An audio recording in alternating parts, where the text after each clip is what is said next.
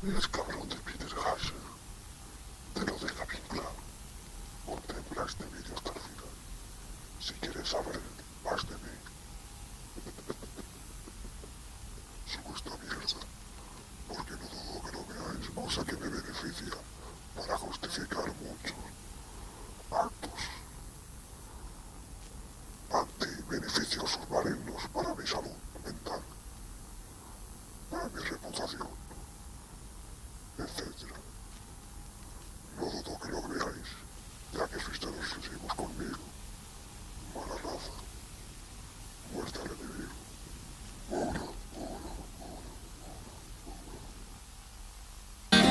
It's time for two. It's time for two. It's time for two. Then can you explain us the most important conclusions about this book? The psychiatry book? Yes. Yes.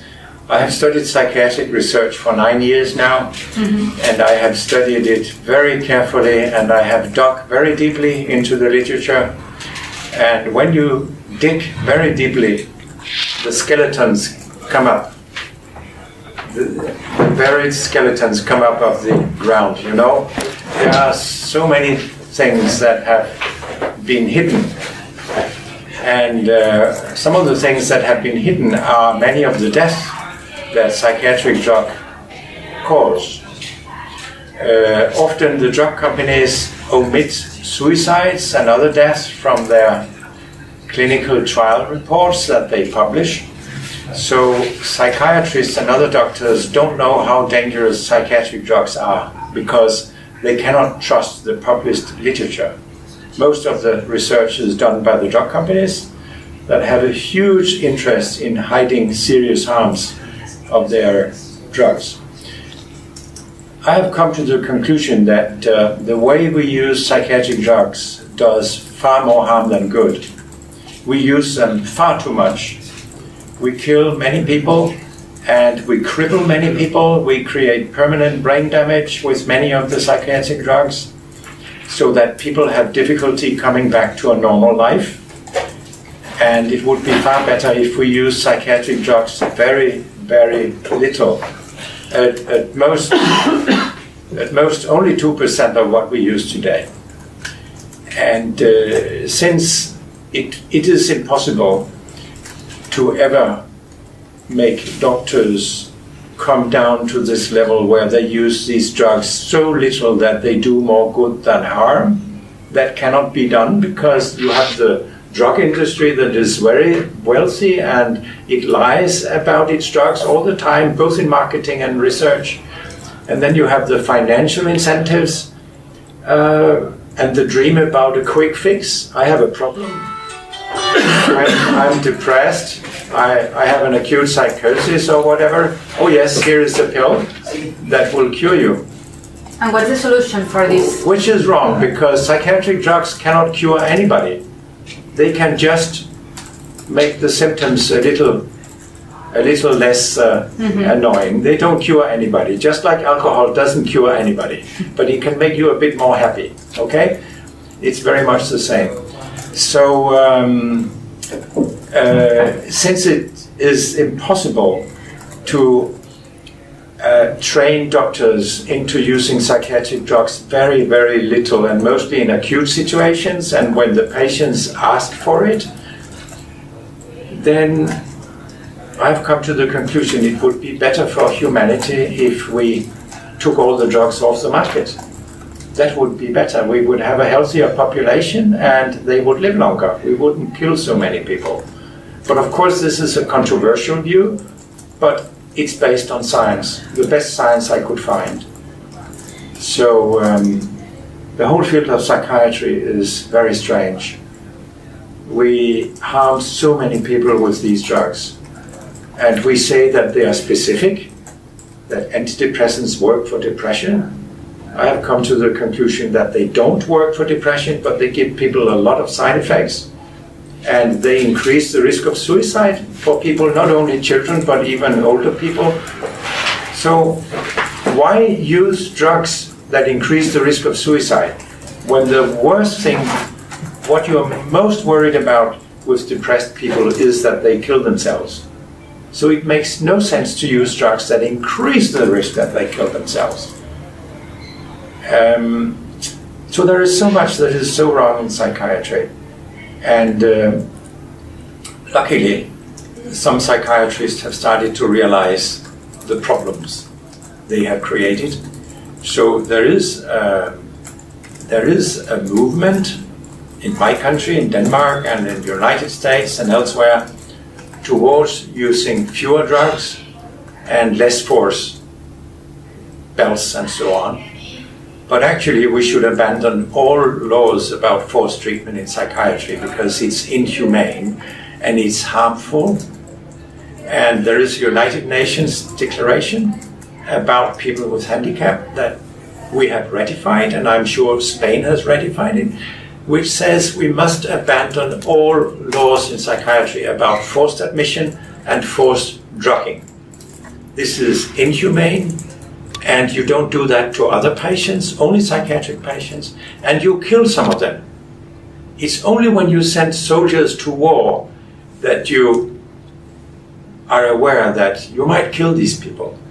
But the difference is that people decide themselves that they want to become soldiers. So they know the risk. Psychiatric patients have not decided to become psychiatric patients and run a risk of being killed by drugs that are forced upon them, although they often don't want them. So we need a complete revolution in psychiatry where we focus on psychotherapy and empathy, understanding, respecting people even though they are psychotic. If you do that, you can calm them down when they feel they are being respected, and when they feel you will not use force on them, then I can assure you that you can calm them down. Force creates, no, violence creates violence. So when psychotic patients are violent, it's often because they react towards professionals being violent towards them. So you see, we could do so much better, and there are people who have shown us how we can do much better. In Finland, for example, in Lapland, they have what they call open dialogue. So if somebody develops a psychosis, within 24 hours, they have a team consisting of professionals and friends, perhaps, and family that talks to this person and meet that person in a humane way and not with force. So the results of this are far better than traditional psychiatry. And this model is now spreading in several countries, like, for example, in Germany. More and more places in Germany, they adopt the open dialogue model. So it means dialogue, it means talking to the patient. Instead of doing something to the patient, then talk to the patient. And you should let the patient decide themselves. I have asked many patients when I lecture who have been admitted with psychosis, what do you want next time if you get a psychosis again? A benzodiazepine or an antipsychotic drug? All of them have said a benzodiazepine, please. And you know why? Because they are not so toxic as antipsychotic drugs. And they actually seem to be a little better if you want to calm people down. So why not use benzodiazepines? So in my country, actually at some wards, people do get benzodiazepines when they come with an acute psychosis.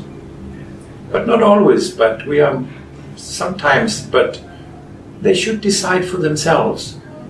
That will help them heal, that they are part of the process, rather than the psychiatrist becoming their masters. They should be the masters of their own life, just like you and I am the masters of our life. That would create a far better psychiatry.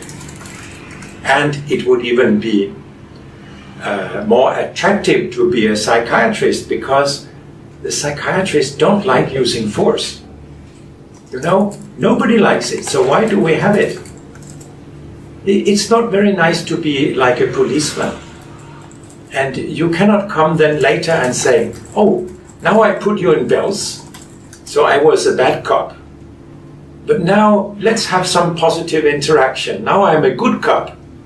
I mean, you can't do that. The patient will be skeptical. When will I be put in bells again? Or get an injection of something? So, yeah, it's very depressing what is going on in psychiatry. I've come to the conclusion we shouldn't use antidepressant drugs at all for anybody. Because if you ask the patients, they tell you they don't work. It's only the psychiatrists that say that they work. And, for example, one of the most common side effects is that half of the people who had a normal sex life get their sex life disturbed when they get antidepressant drugs. It can be lack of libido, it can be even impotence for the man, or no ejaculation at all. And isn't it strange that these pills are called happy pills when they destroy your sex life? They should be called unhappy pills. I mean, who wants to get your sex life destroyed? Nobody. So it's amazing what money and marketing and lies can do to people. They believe in all this nonsense, that these drugs are good for them. They are not. I can explain a little about ADHD drugs. Ok, dice que te puedo explicar Sí, sí, sobre ya. That some of these drugs are amphetamine. Really? Yeah, and if you buy amphetamine in the street, it's an illegal drug. But if you buy amphetamine on prescription, it's legal. I took that. So this is, of course, very strange. Mm-hmm. And the other drugs against ADHD, they have similar properties. So it's like giving children and adults a narcotic on prescription. This is what ADHD medicine is about. And I find this rather horrible. And particularly when you give these drugs to children, they are small developing brains. It cannot be healthy to give these brains a chemical that changes their brains. And it makes children more quiet, which is nice for the school teachers and perhaps for the parents. But they also become less curious, and they can become socially isolated. And we know that a developing brain needs a lot of interaction with other people. And curiosity is good for you. It develops your brain. And then we somehow prevent some of this. That can't be healthy. And we also know from animal experiments that it's likely that ADHD drugs can create permanent brain damage, but this is true for all psychiatric drugs. And why do we want to damage the brains of our children? That's not a good idea. Then many psychiatrists say that, oh well, we use these drugs in order to make it less likely that people will become substance abusers when they grow up, or will become criminals. And also so that they can achieve better in their education. There is no reliable documentation that this is the case. And the only large trial that has a long follow-up, an American trial, actually suggests the opposite. That if anything, ADHD drugs seems to make it more likely that people become drug addicts or criminals, and it doesn't improve their academic performance. We are studying these drugs at my center right now. We are doing a review on Ritalin, and these trials are absolutely horrible. it's among the worst science I've ever seen. So these trials are quite unreliable. They have been done by the drug industry and often with American psychiatrists which are deeply corrupt and receive millions from these companies. So they're not critical towards how the company analyzes and write up the results. Mm-hmm. We can see this very clearly in the published reports. So I believe that diagnosing so many children with ADHD who are more irritating and less attentive than other people, it's a tragedy because it leads to drug treatment of them, and that is really a tragedy. They need human interaction, and sometimes the parents need to be educated because the problem may lie with the parents, so that the children react on the environment they have at school and with their parents. And furthermore, it's often a question of time. There is a very big Canadian study of 1 million school children that showed that if you are born in December, then 50% more children are in treatment with ADHD drugs than if you are born in January. 50% more in the same class. Why is that so? Because if you're born in January, your little brain has had 11 more months to develop, and then you are not so irritating for the school teacher. You have become older. You see? This documents how big a tragedy this is, that if you are a little patient and work with these children, I mean, one of my good friends is a child psychiatrist in Denmark. She takes every child off ADHD drugs. And she tells me she has never seen a single one of them becoming worse. They become better. And the parents actually appreciate to get their old child back, even though they may be more irritating. You see? So they get a true child back and not a drug child. I mean, who would want to give alcohol to a child every day and drug the child with alcohol? Nobody. But psychiatric drugs are similar to alcohol. They are very unspecific, just like alcohol. And there are some effects of alcohol that we like.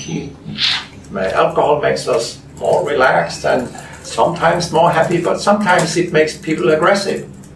And that's the same with psychiatric drugs. ADHD drugs, antidepressant drugs, antipsychotic drugs all increase violence. And so that's similar to alcohol. And antidepressant drugs have been involved in many school shootings in America, but it's very little investigated. So when terrible things happen, for example, when a psychotic patient kills somebody, then we often hear the story, oh, this is also because he stopped taking his antipsychotic drug 2 days before. So there you see how good the drug is. If he had taken the drug, that might not have happened. This is the media story, but it's wrong. When you stop taking an antipsychotic drug, you can develop terrible abstinence symptoms. One of them is extreme restlessness, where you can't sit still. You must do something. This predisposes to both suicide and homicide. So when a patient has stopped his antipsychotic drug because of the horrible side effects, they talk about drug holidays. I need to get off the drug for a while. And then they can become homicidal. Then it's usually a side effect of the drug. You see the point? But in the media, it always becomes the opposite story. This is because he came off his drug. But my goodness, why was he put on the drug in the first place when it is so dangerous? That's a good question. What do you think about this? About the press? Yes. Well, last time I was in Barcelona, I was interviewed by La Vanguardia Yeah. for the back page, which is very popular. Victor Amela, which one? I can't remember who the journalist was. No, I can't remember who it was. It was a woman. Ima. And Ima, yeah, that's true, yeah. And I think it was a very good and interesting interview. And she wasn't allowed to publish it by her editor, which is very bad because the journal received support from a drug company. Yeah. This is what we call corruption. Yes. Is this usual indoors Not in our travels? country. Not in our country. No. No. No. The newspapers are pretty independent in our country, but it's obviously a huge problem in Spain, and it's a huge problem in Russia, of course, and in many other countries, and in the United States it's even a problem. There is not so much free press left in the world. Economic interests take over the press. Yeah. It's a big problem for our democracies. Yes, it is. She wants to know what this subtitle means, organized denial. This is quite interesting. I worked out 18 different titles for my book before I took this one. It's a very short title and it tells you a lot. So what do I mean with organized denial? I mean, of course, the psychiatrists organize denial. They have built up a fairy tale that we call biological psychiatry. Many of them still say that you are ill because you have a chemical imbalance in your brain. This is a huge lie. This has never been shown in scientific studies to be true. But half of the patients have been told, I'm ill because I have a chemical imbalance. It's precisely the opposite. That when you get a drug, you change the brain. So the drug creates a chemical imbalance. It wasn't there to begin with, but it creates a chemical imbalance. And therefore, when you try to get off the drug, you can develop abstinence symptoms, which the English call a cold turkey. So they have built up a fairy tale around these drugs and how they work that is not correct. So this I call organized denial, because they deny how dangerous these drugs are, and psychiatrists almost always deny that antidepressants can make you dependent.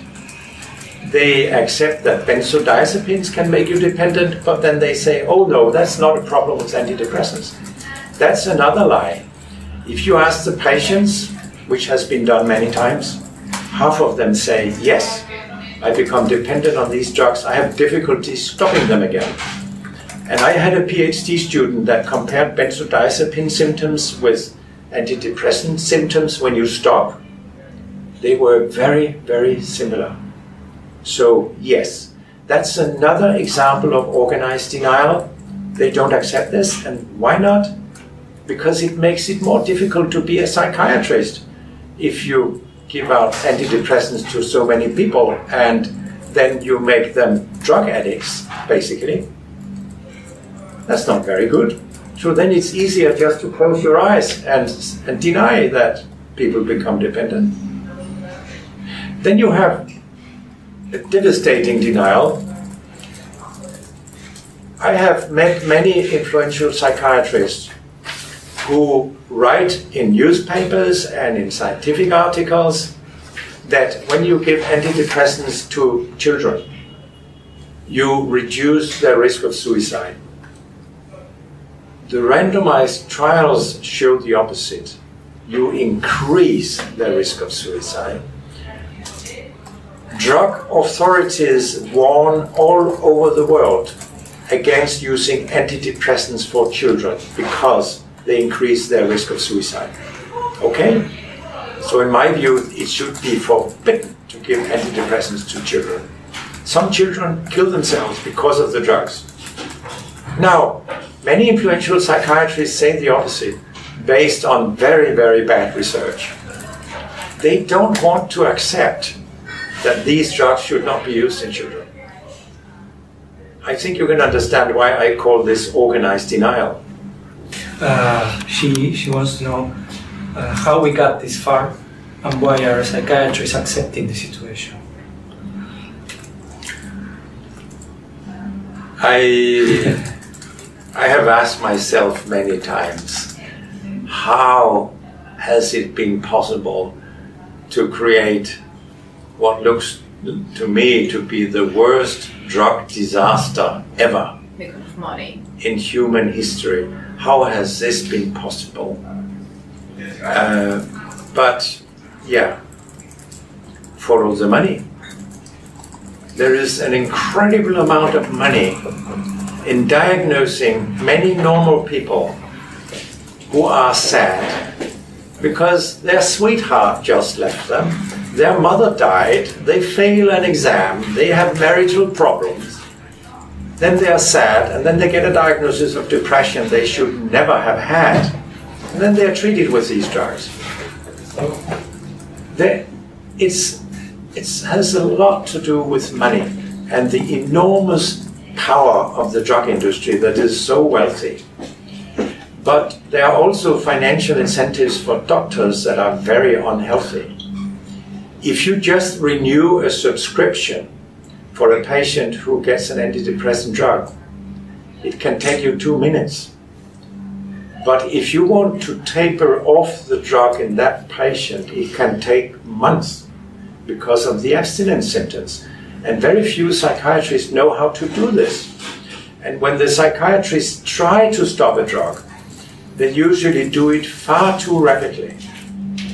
It's very common that they lower the dose by half, only 50%. That's far too much.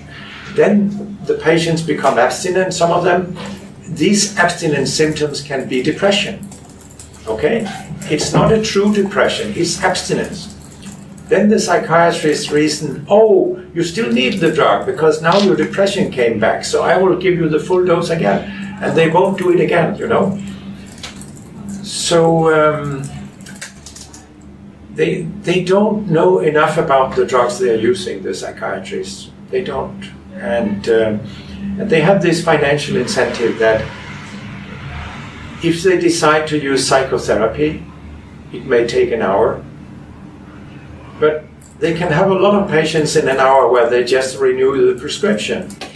See? So the financial incentives are wrong because this massive use of psychiatric drugs has increased disability pensions. When usage of psychiatric drugs went up, then people who came on disability pension also came up. Okay? In all countries.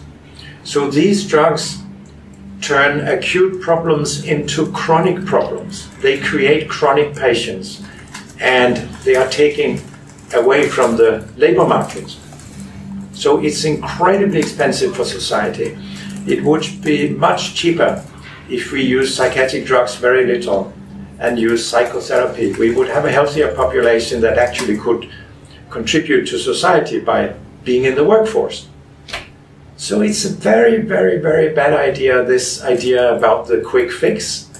It doesn't work and it's incredibly expensive for society.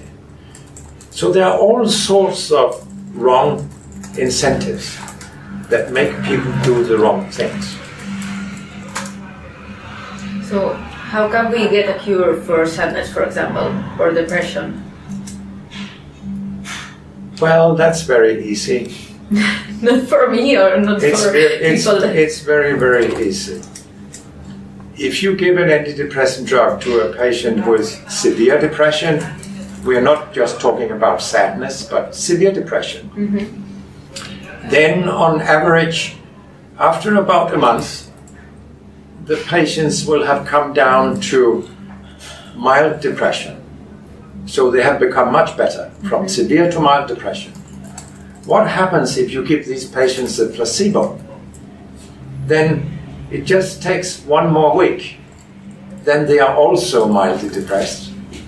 And so just wait a little and patients will improve even without treatment. That's how it is to be depressed. And these trials are biased because they are done by psychiatrists that are paid by the industry to do them.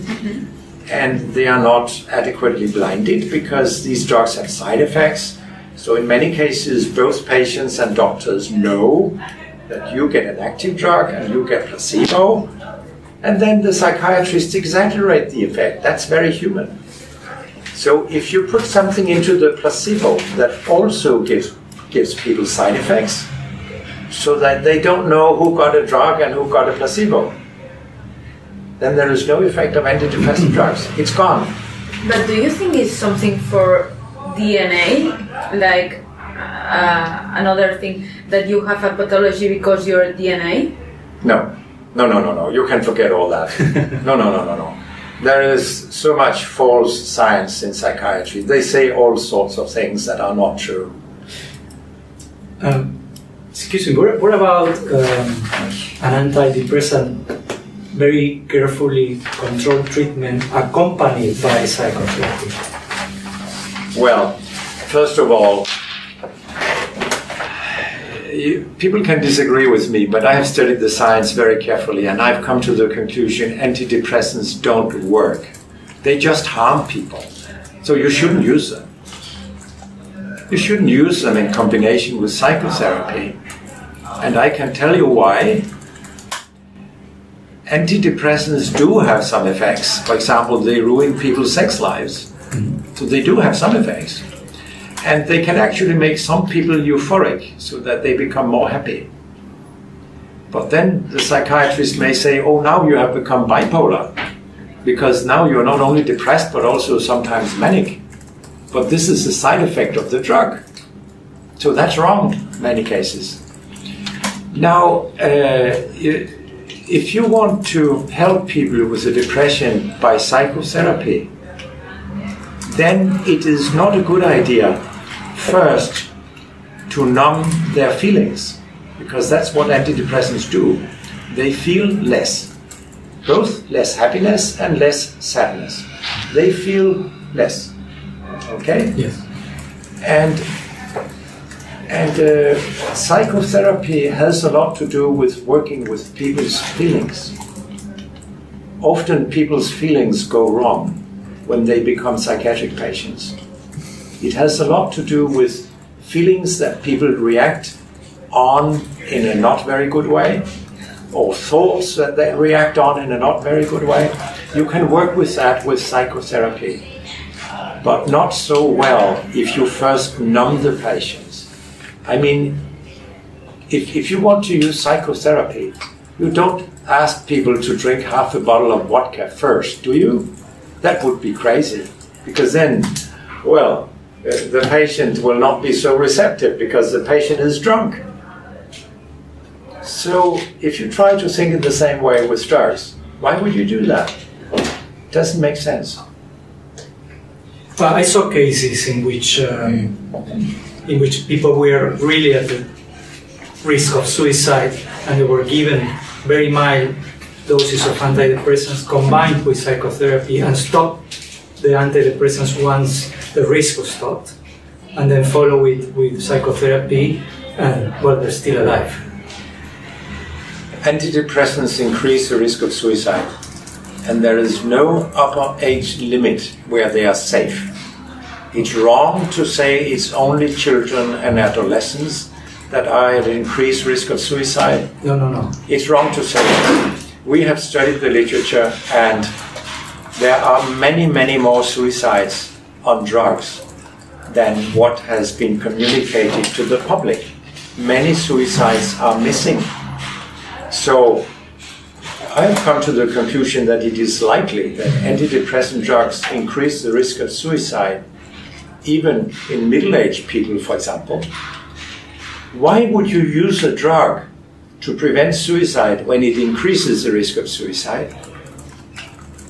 This is wrong. That is malpractice. You shouldn't do that. There are studies that suggest that psychotherapy can reduce the risk of suicide. So drugs increase the risk of suicide. Don't use them. Psychotherapy seems to be able to decrease the risk of suicide. That's one of the reasons why you should use psychotherapy. If you can explain more or less the studies, documentation, science in which you based your conclusions. And the second question is, who is this book directed to? Target. Yeah. Target. Because she says that she read somewhere that it was to young professionals and doctors. Well, the documentation for my conclusions are in the book. Okay. There are lots of references in the book. So people can see how I came to my conclusions. And they can discuss it with me, which I hope they will do, so that we can all become wiser. Science develops that way, that you discuss things. And I wrote the book primarily for the patients and their relatives because they are being harmed so tremendously with psychiatric drugs. But I also wrote the book for young psychiatrists in training, hoping that the book can influence them so that they decide we want to revolutionize psychiatry, because current level psychiatry is harmful because we use these drugs far too much. So we need a new psychiatry. You cannot change the old ones. You know, you can't. Yeah. You can't train a dog, an old dog. You can't change old people.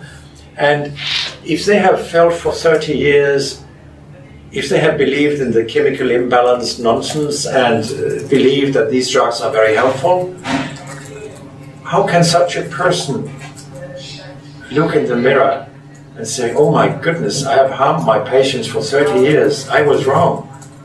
That's very difficult for people. It's much easier just to go on harming people and then telling yourself, I'm helping people, I'm a good doctor, okay? That's much easier. So we need to get the message out to young people before they become too brainwashed by the old ones. And unfortunately, this happens. I have talked to many young psychiatrists who were very, very sorrow about what they saw in psychiatric departments. And I'll give you just one example. A young woman in training took over the outpatient department from her chief physician. So she saw these patients who were not in hospital but came in and went home and so on. And then she started to taper off their drugs so that they could come off their drugs. And when her boss saw this, he became very angry. You are not allowed to change this medicine. They should go on with it. And what about if she asked, for how long? Shouldn't we try to see whether they have become healthy and don't need the drugs? That was not what he wanted. So she was desperate. And I told her, psychiatry needs people like you.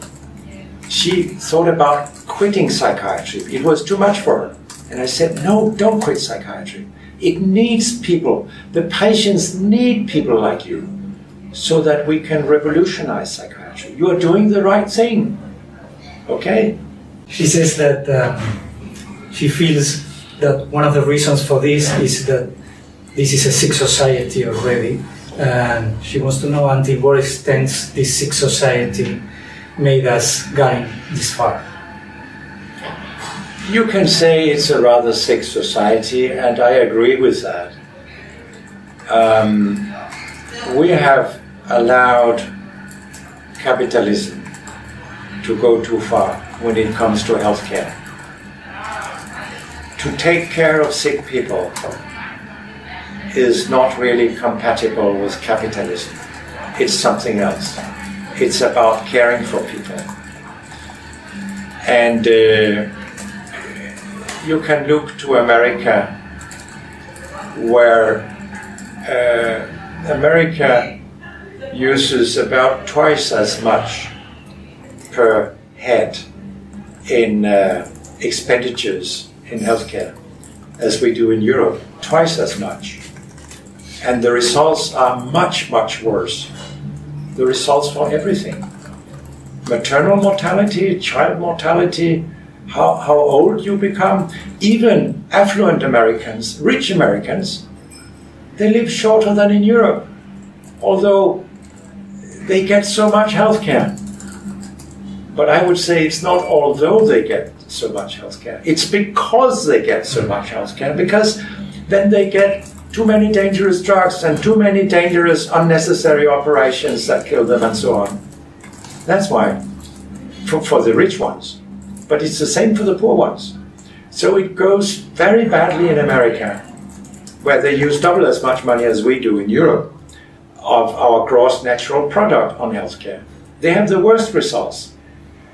So this tells you a lot about how sick our societies have become. And just look to America. Now, England went out of the European Union, and they look to America. They have done that for a long time. They have privatized their National Health Service in England to a large extent, and now their results are poor. They are intermediate between the poor American results and the good Central European results. So it's very clear that the more you privatize healthcare, the worse it becomes. This is a public thing, to care about other people. It's not a capitalistic thing. Yeah. And how can we reverse it now, Well, this process? by working in the opposite direction. To Yeah, but many people live and work in these companies and are still living with this. Well, I have been part of a working group under the Dutch European Union chairmanship that ended here in June. We were asked to come up with creative scenarios to somehow work with the problem of the very high drug prices. There is no free market. You know, this drug against hepatitis C, that when a company has a monopoly, they take as much money as they care. So this is threatening our societies. It's like pirating. It's like when Somali pirates take a hostage, they claim some millions to liberate the hostage, but here it's some millions, perhaps every year, for one patient. We should not allow this. So we have come up with a scenario where patents on drugs are no longer allowed, and where drug development becomes a public enterprise for the public good and meeting the needs of patients, and not just coming with other similar drugs as poor drugs we already have, but actually do some real research that benefits the patients. So that's what we have suggested, that capitalism is very bad for giving us the drugs we need and for affording the drugs we need. We can't afford them because they are monopolies. So we need to get rid of patents, and we need to have public drug development. It is already the case that most breakthroughs in drug treatment, they come from publicly funded research and not from the drug industry. So we might as well take the full step and say, okay, we make it a full public enterprise to develop and market drugs, and then we can price them so low so that everybody can afford them, even in developing countries, so we increase their prosperity. But many times public drugs are worse than the other ones. Public drugs? Yeah. No, that's a total misconception. I just told you that most breakthroughs in drug treatment come from publicly funded laboratories. They do. Because these people who are publicly funded, they don't work for money. They want to help the world, which is much funnier than working for money. That's... Yeah, but for example, I suffer from asthma, and sometimes some pills and some or Ventolin is better than another public drug? Well, don't talk about concrete examples. I am telling you, it has been documented that most breakthroughs come from publicly funded research. It's also absolutely clear that the drug industry extorts us, like people who take hostages. So the current system is not sustainable. It cannot go on. We need a completely new system. So this is what we have suggested, and we have written an article about it that we will publish or submit before too long. So then we can discuss this. How can a simple ibuprofen will kill somebody? A pill? It doubles the risk of getting a heart attack. So it kills Really? it kills a lot of people. You should never go to the pharmacy and buy ibuprofen. It's too dangerous, and you don't need it. I mean, if you have pain, you don't need that drug. You can just live with your pain, or you can take a paracetamol. It's better paracetamol? Well, it doesn't double the risk of getting a heart attack. I mean, it's crazy. If you have pain somewhere, why would you take a drug that doubles your risk of getting a heart attack? It doesn't make any sense. People doesn't know that. No, that's why I write books. Have you ever been threatened or pressured in any way so you wouldn't publish this? No. I can't be stopped. But have you tried? No. Really? Yeah. It's too late. When the book is out, you can't do anything. Okay. Denmark is the happiest country in the world. Yeah. Why? Well, I can tell you why. Happiness in countries have a lot to do with trust. And in Denmark, we trust each other. We trust our politicians. You don't do that in Spain. No. Not at all. And we have a very low level of corruption in Denmark, which is vital for a country's happiness. And then we have a high level of personal freedom to do what we want, to write and say what we want, which is also very important for happiness, personal freedom. So we have that very much in Denmark. And then, thirdly, we have, even back to the Vikings, we have respected our women, always. So there has been much more equality between males and females in the Nordic countries than in the Southern European countries. And if you look to the Arab countries, it's absolutely horrible. Of course, this also contributes to happiness, that we respect each other, no matter whether you're a man or a woman. So I've just given you a few examples. In your medical point of view. About what? About the happiness. Medical? That's not a medical issue. This is an issue about everything else. What do you mean? I mean the institutions, medical institutions in Denmark. Is all different here. That institution here in Spain or in the south of Europe. I don't know really. We have private practice in Denmark, of course. We have private specialists and so on. And you have the same in Spain.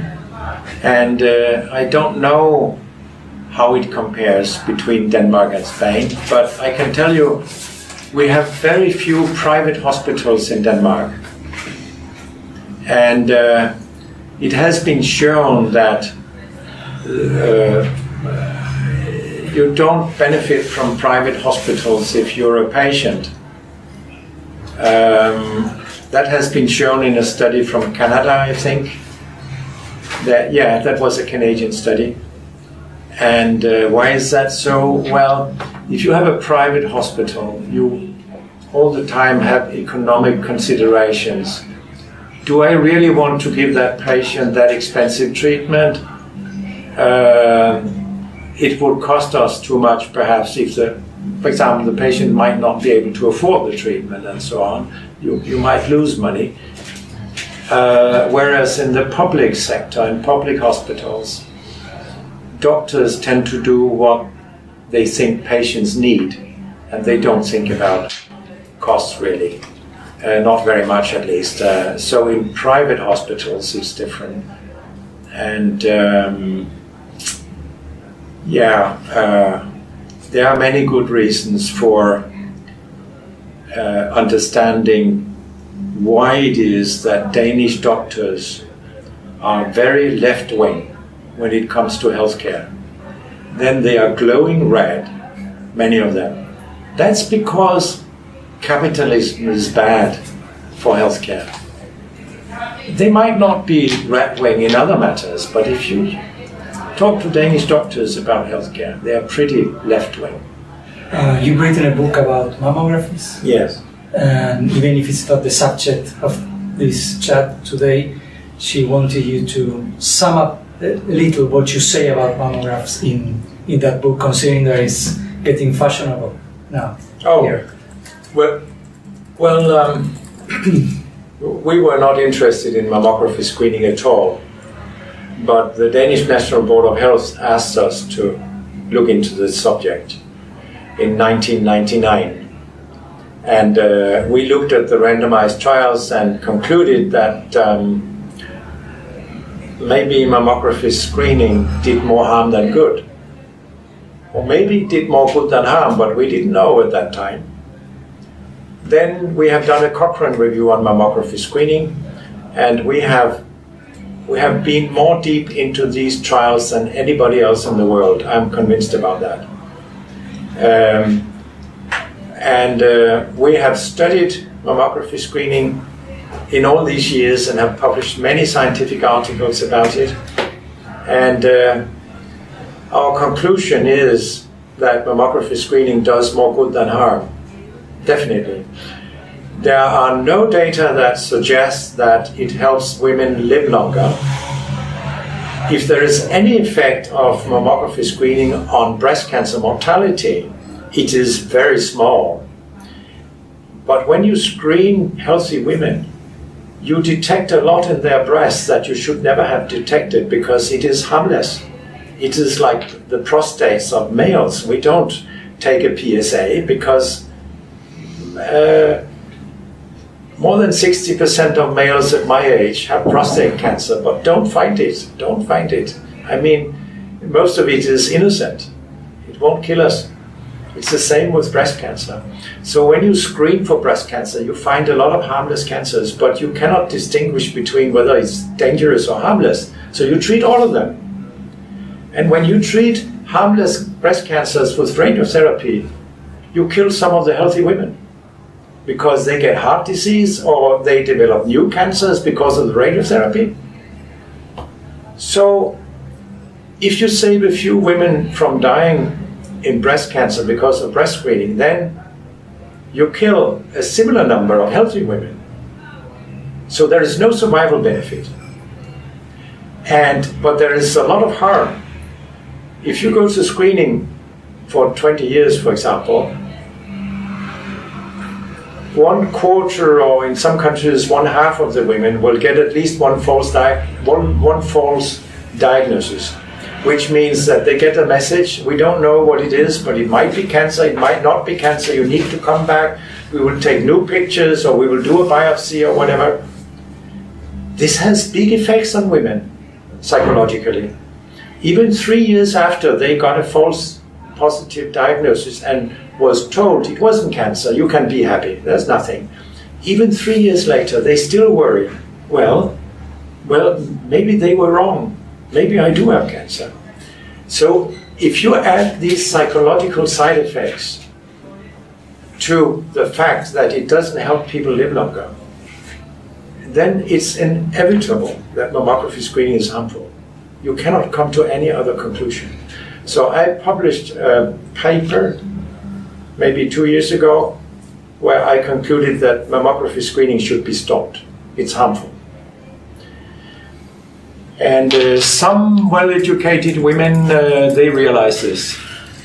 For example, the editor of the British Medical Journal, FoluNeR0. I gave a talk on mammography screening in Oxford a couple of years ago for 800 people from the whole world and explained to them why it was harmful. And to my big surprise, I didn't get one critical question from the audience. They asked me, what should we then do? What should we then offer the women? And I said, nothing. Do you know the tune? Don't worry, be happy.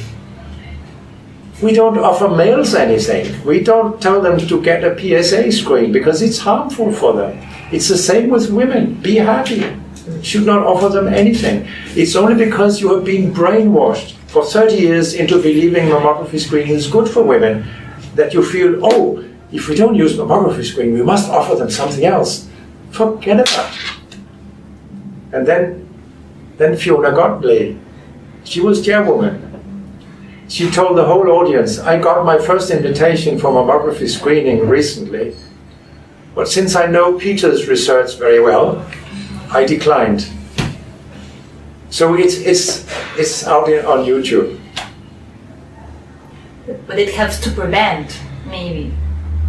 The part of the woman that has this disease may help to survive. No, I just told you that there's absolutely no science that suggests that women live longer if they go to mammography screening. I also told you that if it saves a few lives, it is very few lives, and it kills as many because of overdiagnosis and overtreatment. So it doesn't do any good. I'm sorry, but that's what the science tells me. So I don't understand why we are doing this. It's again my reflection. But you're not at an age where you get invited to mammography screening. You're young. Yeah, I am, but my mother no, and he has. Yeah, tell her. She has done a lot of mammographies. Yeah, tell her not to do it, please. Well, I can't. No. My mother had cancer when she was pregnant. I was inside. Yeah. And she's alive now because she wanted Or to be treated. Yeah. So yeah. I think it may help. What helps? Because if not, I won't be here. What helps? Mammography. Wait a minute. If you have a suspicion of cancer because you take a shower and you see something you haven't seen before, of course you get a mammography. That's part of the diagnostic tools. Mm-hmm. But mammography screening is another issue. It's harmful. You just shouldn't do it. It should be stopped in all countries. Very easy. Only controls, not mammographies in general. I'm talking about, it's not preventing anything. I'm talking about mammography screening. Mm-hmm. And mammography screening cannot prevent breast cancer. It just detects breast cancer, and it detects far too much breast cancer. So it's not prevention. It's wrong to use the word prevention. Mm-hmm. It has nothing to do with prevention. You see, the whole semantics is seducing. Mm-hmm. I know that people call it prevention. It's not prevention to detect a cancer. How can that be prevention? It's not. Do you still believe in medicine? I don't believe in anything. I'm scientist. I question everything. Psychiatrists, medicines, psychopharmacs are the third cause of death after cancer and heart attacks. Sí. Could you improve on that? Yeah. I looked for the best science I could find to find out how deadly psychiatric drugs are. This is very difficult. For example, you cannot use trials in schizophrenia to find out how lethal antipsychotic drugs are, because trials in schizophrenia are usually made in this way, that you take patients who are already on an antipsychotic drug and then you randomize them to placebo or another antipsychotic drug. This means that you are harming the placebo group because some of them develop terrible abstinence symptoms that predisposes to violence, to suicide and homicide. Okay? So you are harming the placebo group. And then you say, okay, I have a good drug because it's better than when I'm harming patients in the placebo group. That doesn't make any sense. So you are artificially increasing the death rate in the placebo group. This design is lethal. I write in my book that that 1 out of around 150 people in these schizophrenia trials who were randomized to placebo, they died. 1 out of 150, that's very many. And I think a good deal of these people killed themselves because they developed so terrible abstinence symptoms that they couldn't exist and killed themselves. So you cannot use these trials to see how lethal antipsychotic drugs are when you actually had a design that killed a lot of people in the placebo group. You see? So therefore I went to old people because antipsychotics have been tried in people with dementia, which is crazy. I mean, why would you use a toxic drug in people who have dementia? But that's very crazy. But there are trials of this kind. And then I thought, well, they might not have been on an antipsychotic drug before they were randomized to placebo and a drug. So these trials are likely more reliable. And then I could see that 1 out of 100 are killed of the old people. When they get an antipsychotic drug for just some weeks, then 1 out of 100 are killed compared to placebo. Suicide. No, they're just killed. I mean, one of the common reasons is that they lose balance and fall, then they break their hip, and then 20% will be dead within the next year. That's a very common reason why psychiatric drugs kill a lot of elderly people, that they lose balance. Everything that affects the brain affects your balance. It's not only alcohol. So that was the case for antipsychotics, and then it became more difficult, for example, for antidepressants. How was I going to find out how lethal they are? That was very difficult. Then I found a very good study from the British Medical Journal where people over 65 were their own control. So in one period they got an antidepressant and in another they didn't get an antidepressant. And then I could work out how many died when they got an antidepressant. And of course, these studies that are not randomized trials, they're not equally reliable as randomized trials, but I found the best evidence there was. So this is my conclusion, and I may be wrong. Maybe they are not so lethal, but even if I should be proven wrong, they do kill a lot of people. So whether it's the third leading cause of death or the fourth or the fifth, it doesn't really matter. They kill an enormous amount of people. There's no question about that. Thank you very much. You are very valiente. Brave. You're very brave. Revolutionary. No, I'm not brave. I just have a love for honesty. It's time for two. It's time for two. It's time for two. It's time for two.